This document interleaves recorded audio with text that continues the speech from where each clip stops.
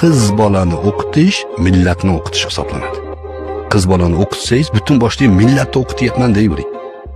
Qizlarini o'qitmagan millat kelajakda savodsiz avlodga duchor bo'ladi. Bu oqibati yaxshi emas. Chunki ayol kishi tarbiyani 80% qo'lida. To ona bo'lib bolani qornida ko'tarib, keyin quchog'ida ko'tarib, keyin tarbiyalab to jamiyatga olib chiqquncha aksar holda ona bilan birga bo'ladi bola. Undan oladi ko'p narsani. Tarbiyali bo'lsa, ilmli bo'lsa, millat dardida bo'lsa, u yaxshi kadrlar yetishtiradi. Imom Buxoriy ona tarbiya qilgan. Imom Malik ona tarbiya qilgan. Shu'ba ibn Hajjoj ona tarbiya qilgan. Imom Navoiy ona tarbiya qilgan. Imom Shofiy ona tarbiya qilgan.